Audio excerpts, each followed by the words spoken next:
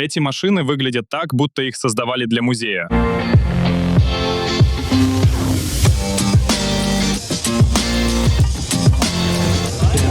Круто. Классная детализация, как для машины, которая никогда никуда не ездила. Все машины, которые здесь, в финалистах, это все машины, которые уже были сделаны.